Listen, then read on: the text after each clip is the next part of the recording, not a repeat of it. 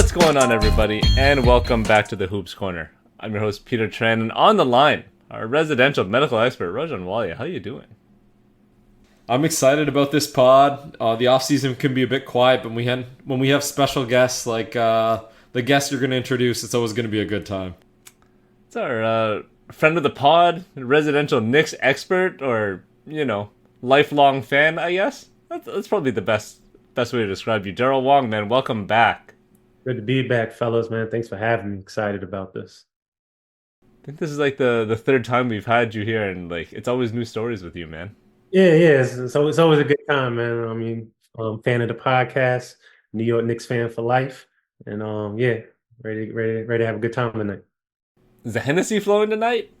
I try to come into professionally and be sober, but it's on tap, ready to go. It's always ready to go. It's never not there. My man. All right. Well, let's take it back. You grew up in New York. I'm gonna assume you're a lifelong Knicks fan, right?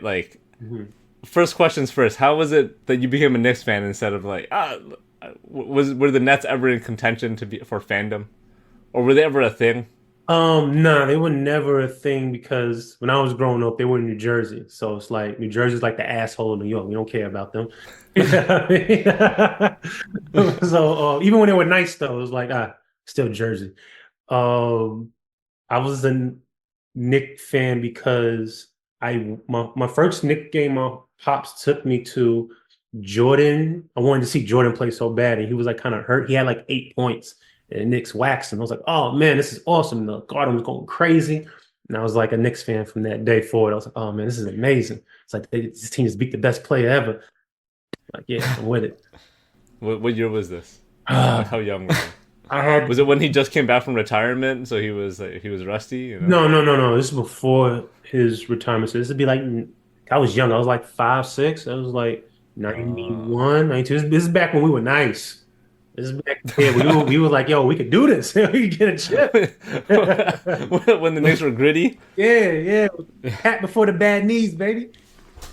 Oh, man. Was Pat like one of those? Was he the guy for you growing up? Like my favorite player? Yeah. Or like who you tried to model As a after, kid. you know what I mean? Yeah. Oh, man. Well, I'm in the era of and one. So it's like I was doing all the and one moves at the park, stuff like that. But my favorite player growing up was Grant Hill.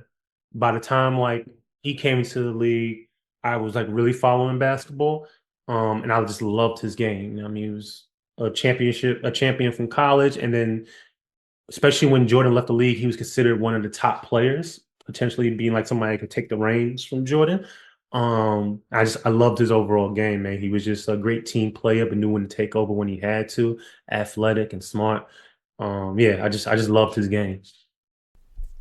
So when you were in the park and playing in the streets of New York, that was your guy. That was the guy who you're mimicking your game after. No, that was the guy I was mimicking my game after when I was like playing organized basketball, like when I was in high school and or junior high school. When we were on the courts outside the park, it's Iverson or it's all the and ones like AO and hot sauce. Everybody's out there dribbling trying to cross somebody because you play in the right park. I mean, making somebody fall or slide is better than hitting the 3-pointer or I'm not gonna say dunking. If you dunk on somebody, they'll kick you off. So let your nuts hang in their face and everything. Yeah, then you gotta fight a little bit, but that's part of the game.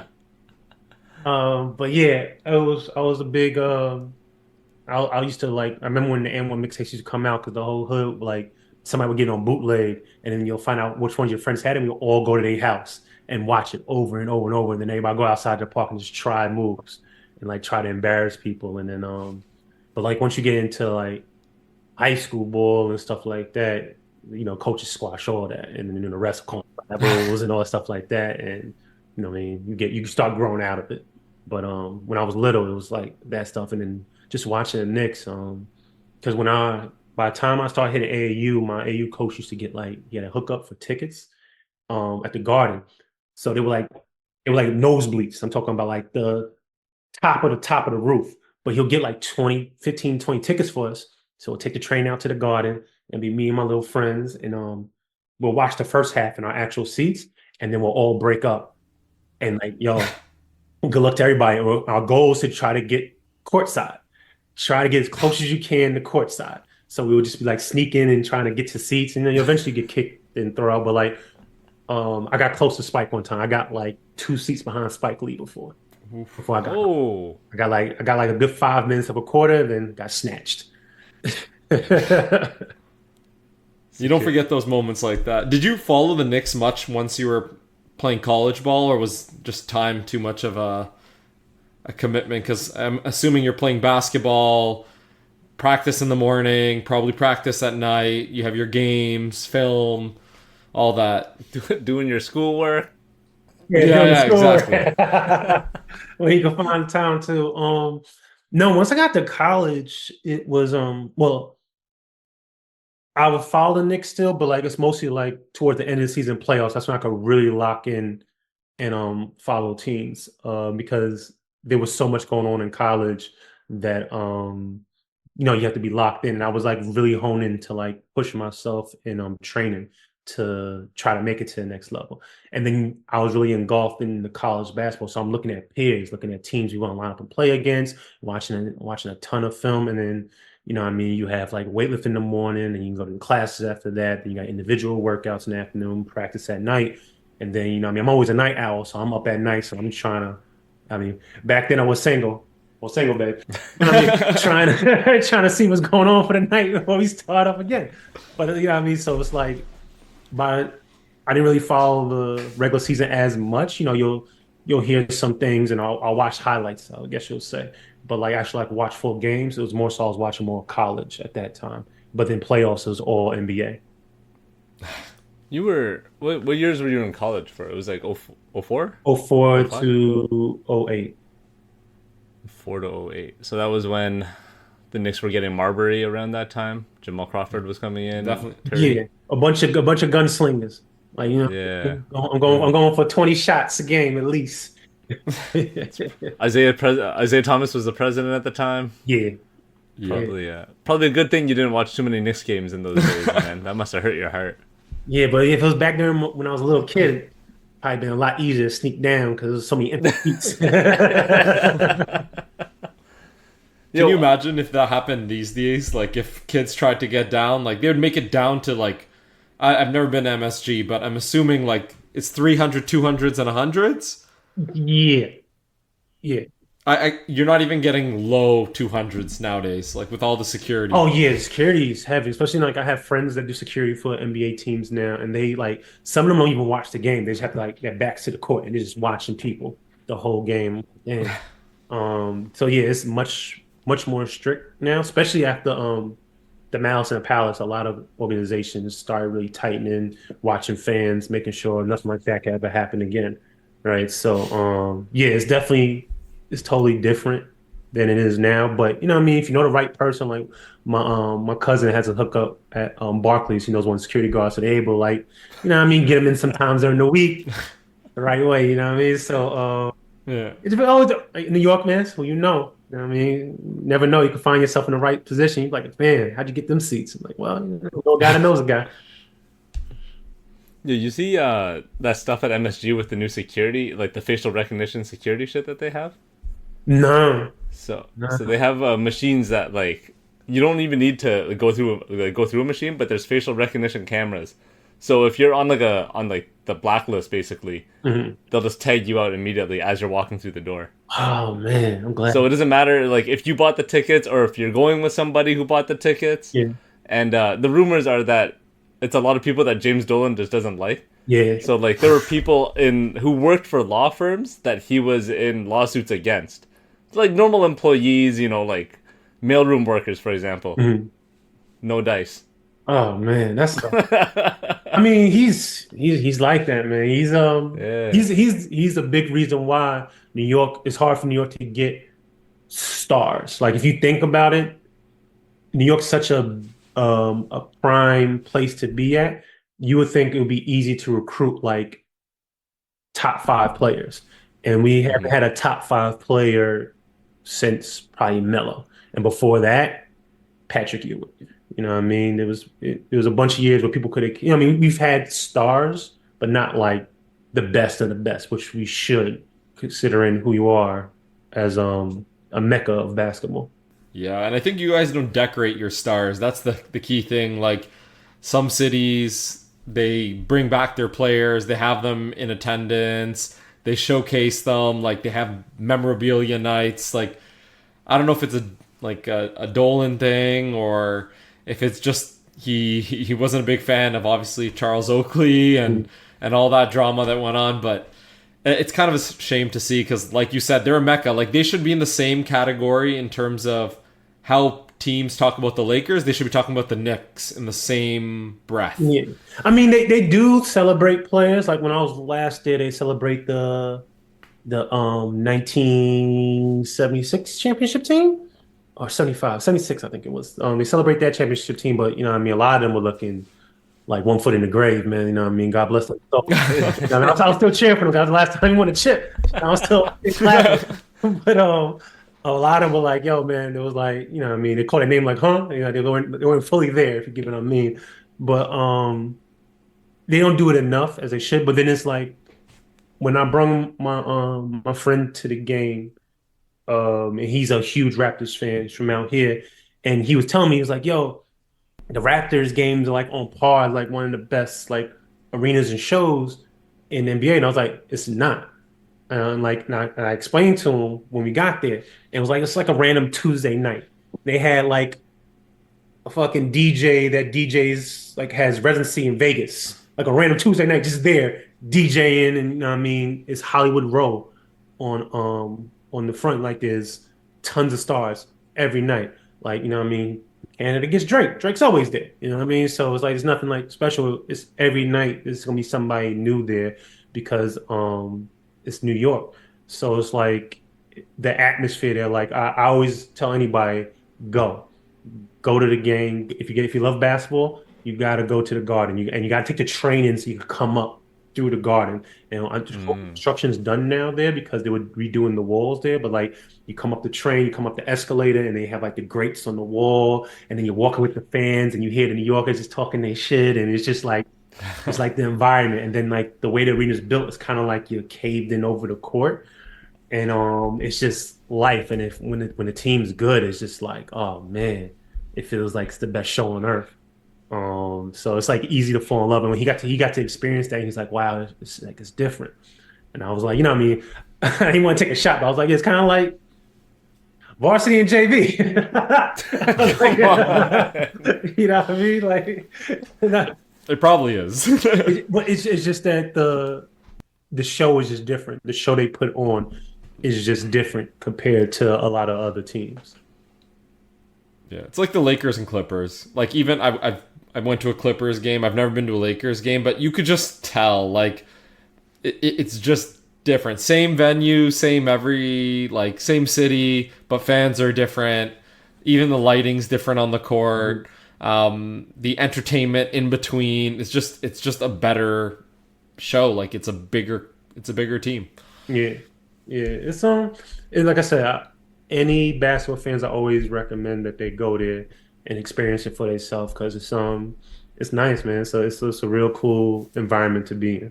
And then like if they're losing, even if they're a bad team, like man, you get some of the best shit talkers in the world there in the crowd. Just pay thousands of dollars to come and talk shit for the night. I'm like, yo, like it's hilarious though, man. They have some real character to be there, man. It's a good time. Were you there chanting "Fuck Trae Young" with everybody else a couple of years ago? Nah. Like you doing it from your living room? Yeah, pretty much. I mean, I like Trae's game, so like it wasn't so much more like fuck Trae Young. It was more so like yelling at the TV, like yo, like first of all, like Randall, like you gotta play better, man. Like what are you doing? Like you know what I mean? It was me like yelling at TV about stuff like that, more so than fuck him, because like. You know what I mean? He came and showed out and he was talking shit and he was taking, you know what I mean? He made the atmosphere, he lived up to the atmosphere and the hype and took over with it, which was cool. You know, actually, what kind of sucks about the Garden is that players come in there and have some of the best games of their fucking life. You know what I mean? It's like, God, why you gotta do this shit here? You know what I mean? But it's a special place. So I get It's the bright lights, man. All the lights are out in the fans, everything's on the court. It makes people feel different. Yeah. Yeah, man, it's a dope environment, man. It's a dope environment. when you watch games now, do you like as a former player, are you like hypercritical of shit that happen, like technical stuff that happens? Like if you see someone, I don't know, let's say there's like a split screen and someone doesn't level up, are you like cussing out the play? Sometimes, so like, so me and my wife been together for 11 years now. So it's funny enough because she like wasn't a basketball fan until she started dating me, and now she knows the game pretty decently well, like knows players, and Yeah. she hears when I'm listening to ESPN in the morning and stuff like that. So it's like she'll ask me questions. I used to break down the game for her and why they're running certain plays and why they're going to try to do this and why they're going to try to do that. So it's like, um. I'll break down like I'm a really playoff person. So in regular season, it's more so like I'm watching games and it's like background stuff because I got work to do and things like that. But playoffs, like in my household, wife knows like, yo, the TV's not yours no more. I don't give a fuck if it's Game of Thrones or what show you watching. There are games tonight, and the games are going. The TV's Mid-April. on games until there's no more games tonight. And so it's like that's when I'm like really technical. I'm like, why they make this move? Why they that's a bad timeout right there, or why they call timeout early enough because they could stop the flow. Um, why they not running the ISO to this side because this guy has a mismatch, or how they miss certain plays, or you know what I mean? Like when you come to playoffs, like it's a lot of mismatches you're aiming for, and then the scouting reports get so detailed that they know what you're going to do, and that's when the stars. That's why you pay stars the big bucks because like we know what you're going to do, but they still overcome it, right? So I mean, I love that. I love the playoffs. The playoffs are like the best time of the year for me. In terms of basketball, as a fan and obviously someone who's played at a high level, what's one thing that you don't like about the game now, maybe that you miss, or something that you're like, oh, it's frustrating to watch? And then what's something you feel like, oh my God, thank God teams are finally doing this now, or the game has improved in this way? Mm, it's a good question.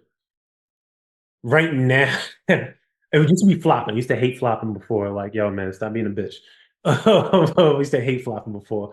But right now, it's a I would sound like a hater saying this shit.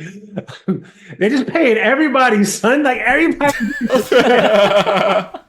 and I'm so happy. I want everybody to get money, son. I want everybody to get money. But also, it's like, damn, son.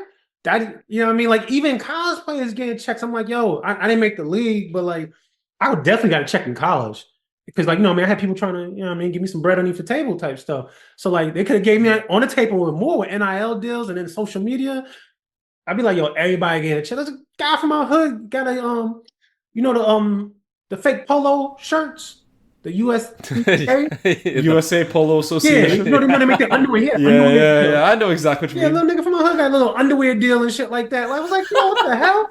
You know what I mean? Like, oh man. Come on, Um, man. but like so it's like a love-hate relationship. Like, you know what I mean? I'm happy that everybody's getting money that they deserve. You deserve to make as much money as you can because I know how hard it is to be good at this game and how much love you have to have for or most people have to love for. Some people are just like some people are just milking it. But I mean, I know how hard you have to work to be here, how much time and sacrifice you put into it to be there. So, you know, what I mean, everybody should get their money, but at the same time, it's a little bit of the envy, but like, man, son, if I was just like a decade later, maybe I could have got some of this paper. Especially like when I was coming up, there was no D&3. You know, what I mean, that became a thing later on. It was like, yo, you kind of do a little bit of everything. You can't just be a shooter. Man, now I could have easily sat in the corner and shoot threes and just play defense. You know, what I mean, I have to dribble, not have to do none of the other stuff. Just start gonna do it. When he has nothing, he'll kick it to me because I'm open. I can shoot it. All I gotta do is hit like 40%.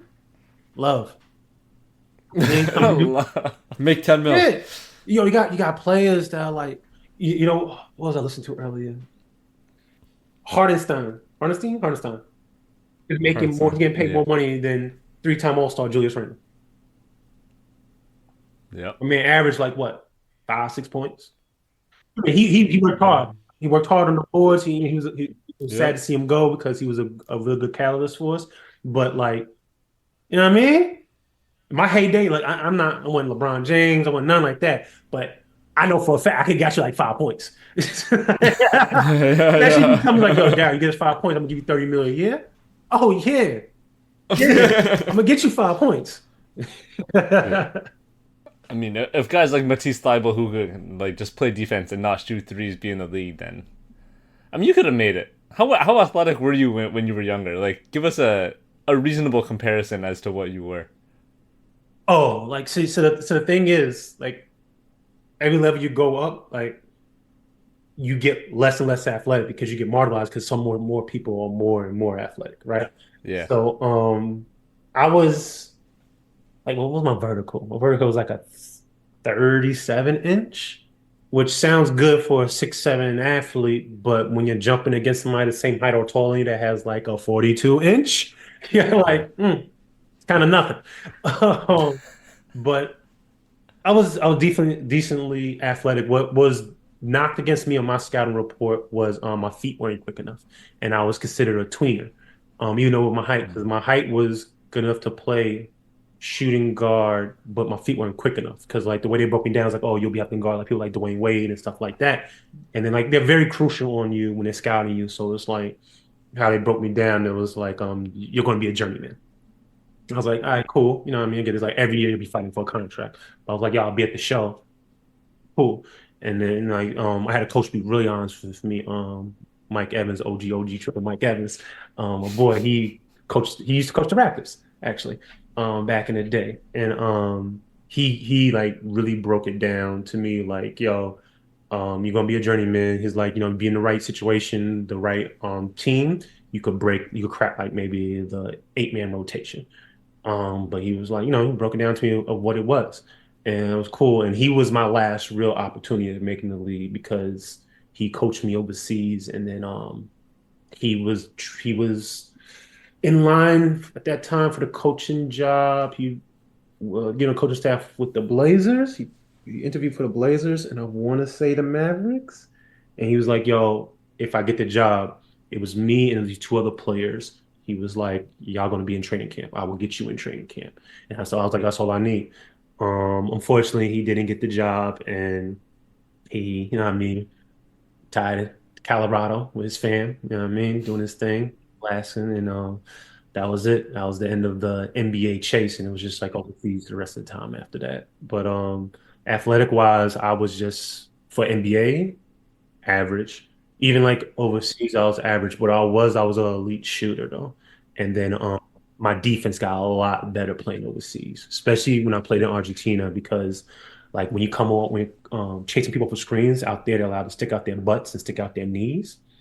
So you had to learn to work in the restaurant calls. You had to learn to work angles around that. So I learned how to read gaps and read the big man's movements on screens and be able to slip through and learned how to like hide myself from the refs to grab him and wrap myself around and like kind of like slingshot around and be able to get in the passing lane and things like that. And then I constantly worked on my foot speed because that was the one of the biggest knocks on this for me on the scouting report. So all throughout my career was like a lot of ladder and foot speed and drill work like that. And so my foot speed got a lot quicker compared to what it was in college. But by that time, you're off the radar and it's more new crop of players every year. It's new people come in, there's only 400 spots, right? So, what I mean, it's a changeover. So it is what it is at that point. Yeah.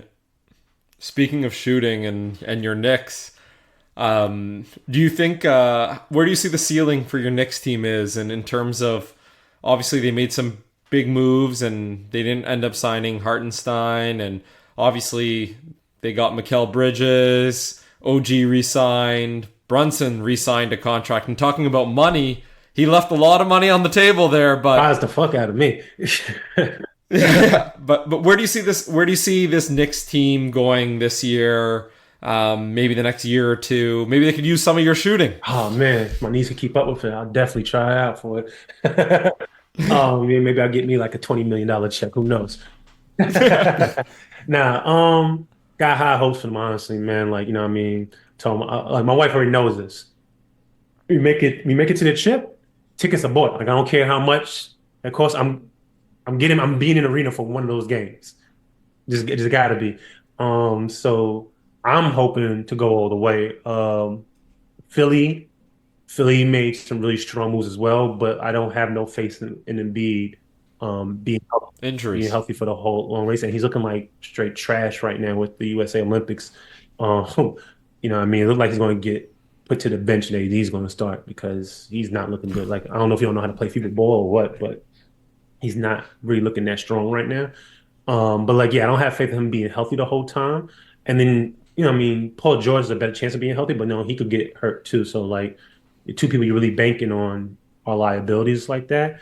But then on the flip side, I mean, I'll be very honest. On the flip side, you know, Tibbs' history is, man, I'll run you to the ground, man. You saw like we were just last playoffs, man. We were on we were on one wheel. We had like four flat tires or three flat tires, one wheel, trying to barely make it into the finish line, right? And he just I don't know, he just runs people into the ground, man. I don't know what it's about him, but he just does that. So it's like hopefully we have enough bodies to where that collab. But I feel very confident in them. I at bare minimum, I feel they should make the Eastern Conference Finals. Um, but hopefully, when tickets go on sale, what I mean, I'm talk to somebody and be like, yo, son, championship. Like, as soon as they go on sale, I want one. As soon as I'm able to buy one, I want one. That's what I'm aiming for. So I have very high hopes for them. Whether they win it all, I don't know, but like I think they should be able to get there because, what I mean, I don't have a lot of faith in the Bucks. I don't think Doc's the right coach for them.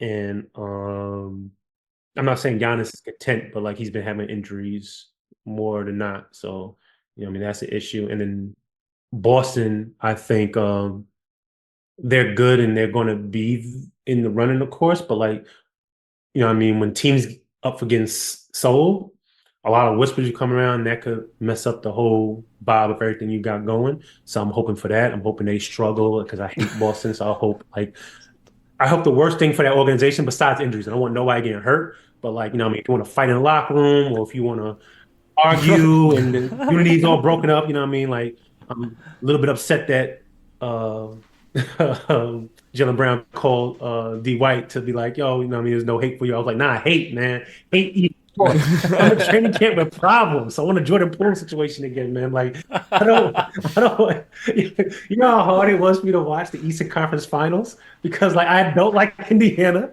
and I don't like Boston, but I love the playoff basketball, so I had to watch it. So it was like, it's eating at me. But so I have high hopes for us getting there, at least get into the big show, and I'm really hoping they do because it takes a lot because like rumors is Mikal Bridges is going to take a pay cut as well too to keep it together.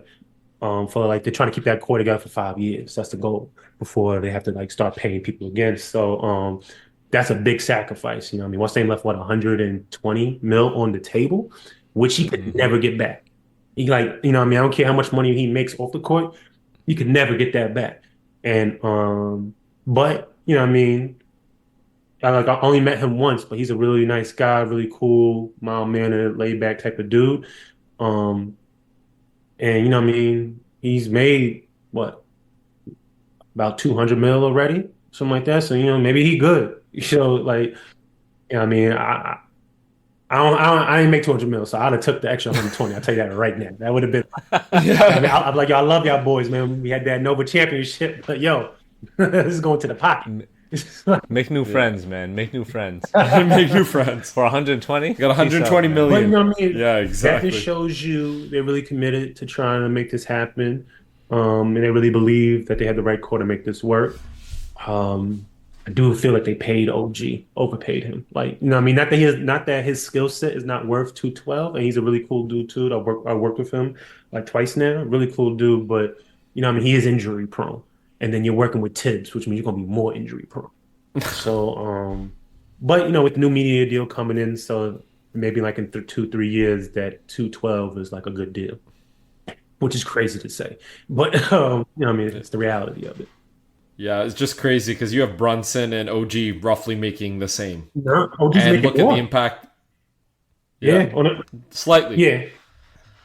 Yeah, but that's just crazy. But overall, like it's again, if you're trying to win a chip and that's your priority, and like you said, he may have something else in the works with the Knicks, maybe long term, maybe something in terms of an arrangement where he can recoup some of that lost money, but It's a lot of money to leave on the Well, table. here's the thing for all of them that are involved in it.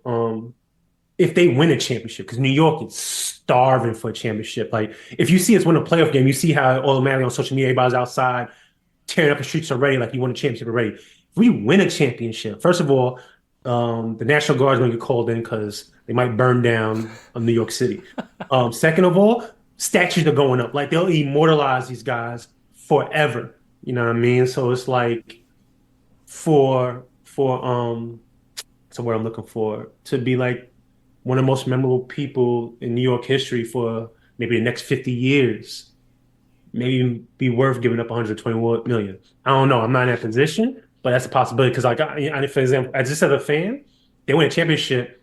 You know, what I mean, I'm talking about him forever. You know what I mean? Like I've never seen a championship in my time, and I talk about Earl the Pearl Monroe and them guys a lot when it comes to New York Knicks. But like, I ain't get to see them win.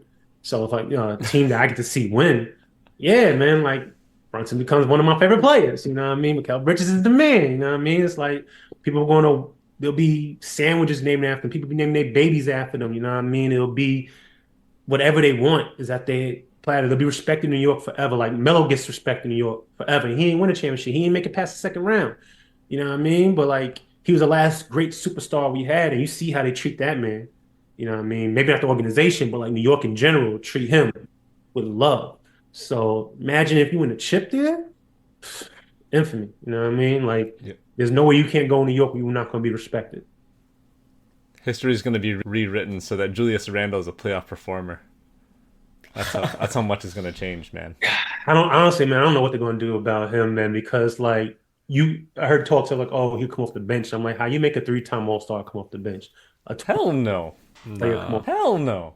Um, but it's like there's nothing else on the market. So what are you trading him for? You know what I mean?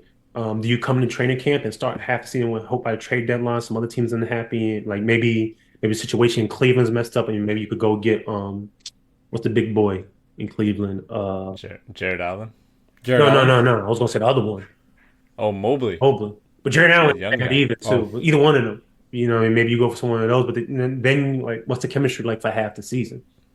You know what I mean? Because like obviously he's the odd man out, Yeah. but he's one of your biggest stars and biggest players. And before his injuries, he was the guy you could ride during the season. He's going to give you 25 a game and 9 boards, right? So I don't know exactly what they're going to do for him. I was hoping they would be able to trade for him for was it, Larry Marketing from the Jazz. But like I heard what they're asking for him, they want like they want like your firstborn kid, your house, they want everything from you. And I'm like, yo, man, he ain't worth that. Like he nice, but you know what I mean? If they ask for that much, I don't think it's going to happen. So I don't know what they're going to do, but they definitely need to fill the hole of having a center in there. And I don't know. They got some tough decisions to make, but they're in a good Yeah. position though. So We'll see, man. I'll see you next June. Hopefully at MSG and not in Toronto. yeah, yeah. looking forward to it. Super That's excited. all I can say.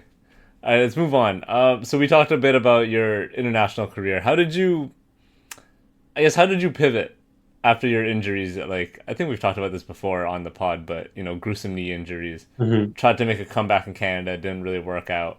How did you pivot into, I don't know if you want to call it content creation initially or filmmaking now? How did you get into this media game?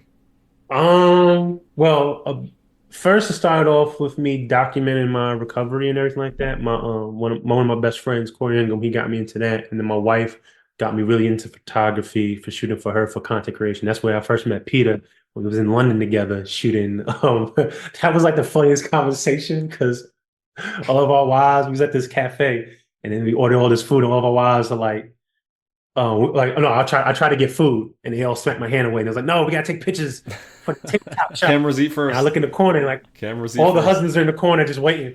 I'm like, what's going on? This is what you do. It's like, yeah, don't worry, you'll get used to it. Like, it took me And to the you're used to brotherhood of it. the Instagram husband. But she was a big reason why I got started into the creative field.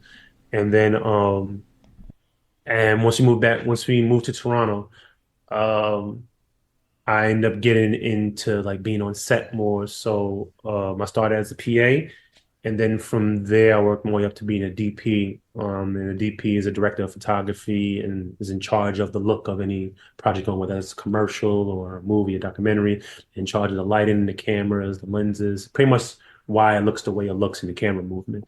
So fell in love with that. Never saw myself as a creative until I really got into this line of work, and now I love it. But it comes with its own stressful situations, like with basketball. You know what I mean? With balls, like at the end of the season, you know what I mean? You're stressful trying to get a new contract. Where you're going to play the next year, you know what I mean? Negotiating money to make sure you're good and make sure your family good. And then even over when you have the contract, you're playing over the season, if you're you know, what I mean, if the team's not doing well, they're going to cut you to try to bring in another import. Or in some cases, you know, what I mean, the team might not have the full amount of money they promised to pay you, and then, you know, I mean, I've been in some situations before where I had to like not show up to games. Like one of my one of my favorite um, ways of standing up for myself when the team owed me money. I was in South America. I was in Ecuador playing. We made it to the championship. We was an underdog team, and I was just cooking that year. And we had this player, Ronaldo, came from Cuba, couldn't speak a lick of English. The only English he could speak, he could sing 50 Cent song. It's like his favorite song. And he knew every word of that damn song. But me and him were just running the table, and we made it to a championships game. It was the best out of five for the championship. And I remember they got the driver to come to my apartment to come pick me up. And I was just chilling. And he's like, "You ready to go?" I was like, "Nah, I'm not going. I'm not playing." And he's like, "What?" I was like, "Yo, go tell the coach, go tell the manager, I'm not playing until they pay me my money." And they both came there, and I'm cool. I'm cool as hell with the coach. And the coach was like, me and him still talk to this day. We're really cool. He understood what was going on, but they owed me. It was like a month and a half behind on my bread, and bonuses on top of that too. And I was just like, I'm not going to hoop tonight unless you pay my money. So he argued, complained, threatened. I just kept looking at him like, "Yo, you can say what you want. I'm not leaving my crib until I get all my money." And then so they get somebody to go to the bank, come back with all my bread, all my bonus money, and they give it to me. They're like, "Ah, let's go, let's go, let's go." And I was like, "Nah, my pops always taught me count my money. When somebody transfers money to me, count, make sure everything's there." So I sat there and they was just waiting. And I counted every single bill. And then my pops always told me count the money twice. So I flip it over, count that shit again. Looking at it. And he was so mad, so mad. But we ended up winning 3-1 in that series. He ended up winning the whole championship. So he couldn't really say anything else about it. But like he was pissed that if he I feel like he was younger, 'cause he's an old dude, but I feel like he was younger, he might have tried to fight me. But he knew better. He knew about God. So but yeah, though. So anyway, going back to what you were saying, that's how I ended up pivoting into the film industry. And now, you know what I mean, I shoot a bunch of TV commercials, and TV shows. I'm getting into feature films now. And it's an amazing creative field. It's competitive, it's stressful at times, but like being on a set is the closest thing I experienced to being back to being on the court. You know, it's that anxiety of butterflies, is everything going on? Did you prepare enough? Is everything going to work out the way you're going to work? You know, you're in a big team atmosphere and you're all going for the same goal, and like you're competing against time and resources. So it's like every minute over the time that's budgeted is thousands of dollars in overtime and extra spending. Can you create the vision idea that y'all promise y'all could pull off? Can you pull it off in that timely manner and make it look good? And can it get the results that you promised it was going to get? And then yeah, so it's a very cool challenge. Um Not running around and jumping no more, but you know what I mean, camera's like 60 pounds at times. You're operating at 12 hours a day, so you still get a little bit of a workout in, right? Shoulders feeling real Nice little nice. sweat. So, so what I'm getting is you gave your wife basketball, and she gave you the spark to get your passion in photography, media, and Yeah, production. that's Seems like pretty fair That's a trade. good way to look at it. That's a good way to look at it because I like to feel I gave her the gift of basketball because now she's like I'll never forget. I walked into my crib one time and I was coming back from set. You know, I came to my crib one time and I heard the game on And like I knew it was supposed to be my wife home. I'm like, so my mind instantly goes like, yo, there's a nigga in my crib. Like, what's going on? Who's on my couch with my girl? You know what I mean? Watching my TV, drinking my Hennessy, Watching my Knicks. watching My name. and she's there watching the game. And I'm like, oh, she's like, yeah, I'm not turning the game. She had like a little Henny poured up, and she's like, oh, they're up, and like that. I looked at her, I was like, man, I love you. Like, this is like sexiest thing ever, man. And I was like, oh my God, I'm like such a lucky man.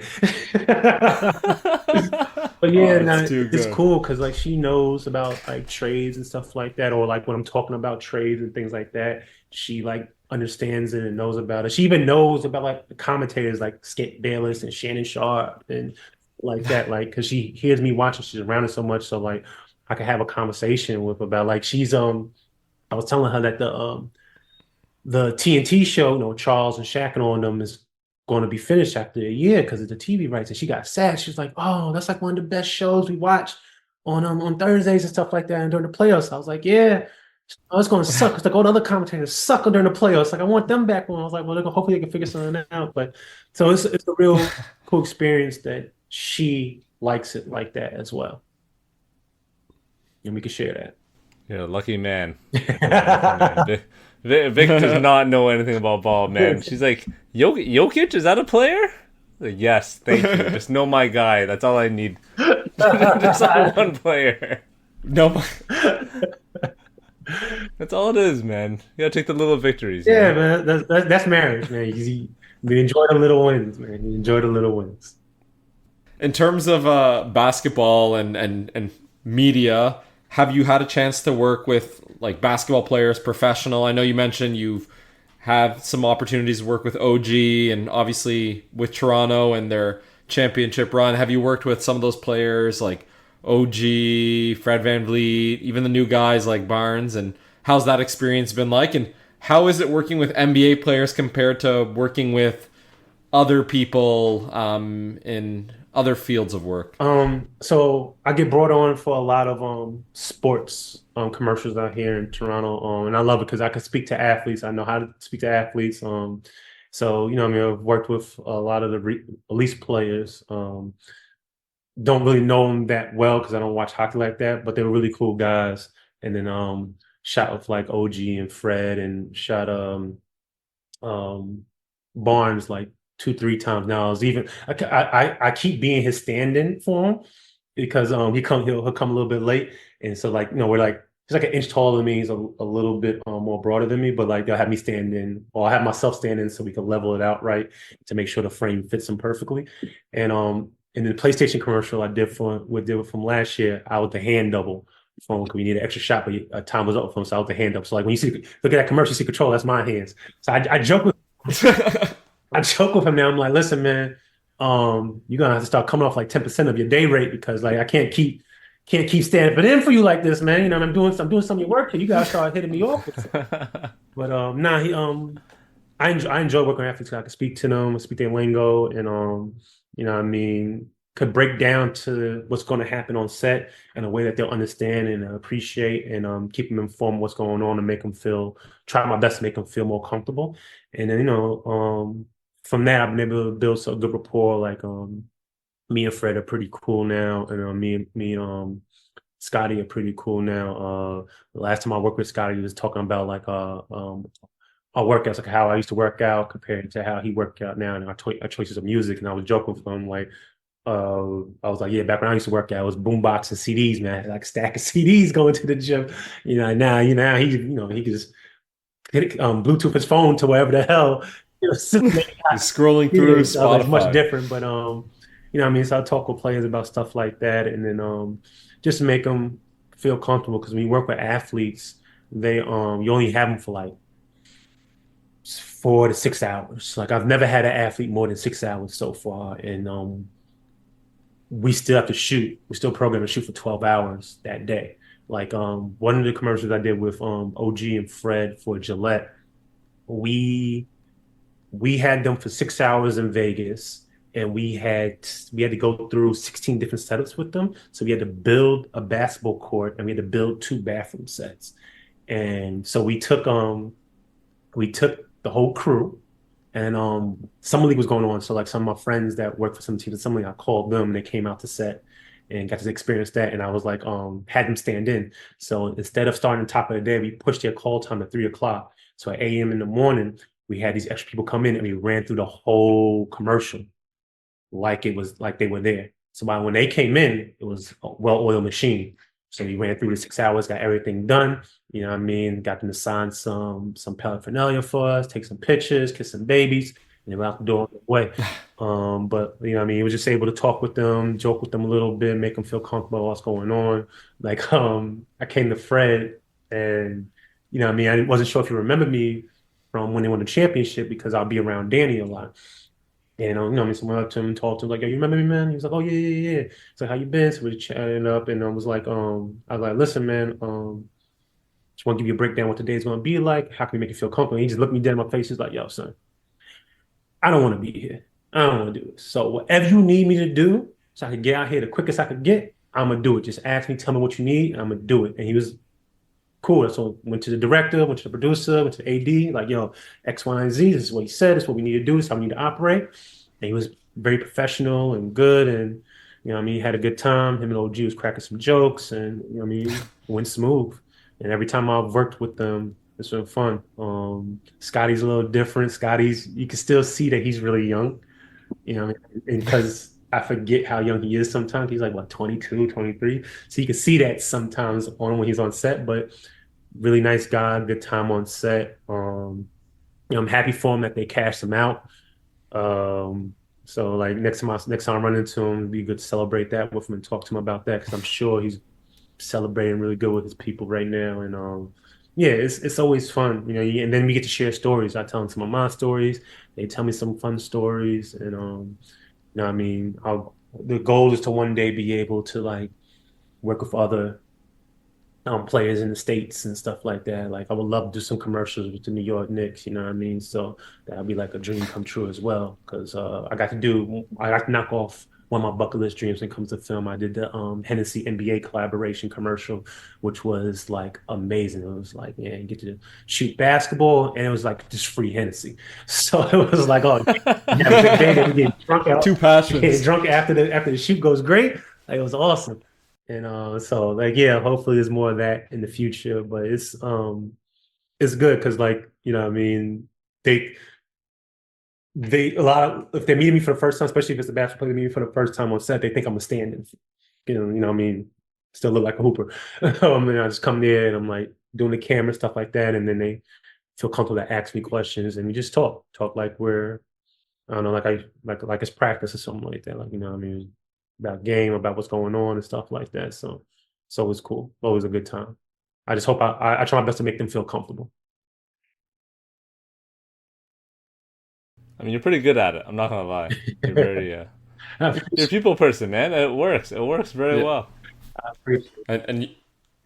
And the thing is, you probably know what they've been through as athletes in terms of what their expectations are, and probably able to connect with them both just as a previous athlete, as someone who still enjoys basketball, and so obviously super awesome experience for you. But I'm sure you're gonna have many more opportunities, and hopefully in the States, and just continue to build the brand because it seems like you're doing big things. I've seen it on Instagram, so. Yeah, it's still honestly, man, I still can't believe this is what I do now. Like I said earlier, I never saw myself as a creative. And now like I'm an artist and it's really cool. Like it's funny because I try to explain to people what I do and some people get it, some people don't. Like my mom still doesn't understand what I do. But she's like my mom's like one of my biggest supporters. She was like she's like, "Yay, you're DP, yay." And like you understand like no, but yay, good for you. Like, you know, she just cheering me on the best she can and I love her for it. But it's I wake up some days, and I joke with my wife about it, I wake up some days and I was like, yo, the 16-year-old me that was in the hood never thought I'd be living in Canada, number one. Number two. How did I end up here? Yeah. I mean, I love it though. Like, honestly, I love being in Canada, except for the now that I was telling Peter earlier, the traffic is getting like as bad as it is in New York, which is making me hate it. But other than that, like, you know what I mean? People are nice. It's It's more cleaner than New York, and I don't gotta look over my back as much when I'm walking down the street, which is awesome. But it's a great place, and I always tell people if they get a chance, come out in Toronto in the summertime, preferably in the summertime.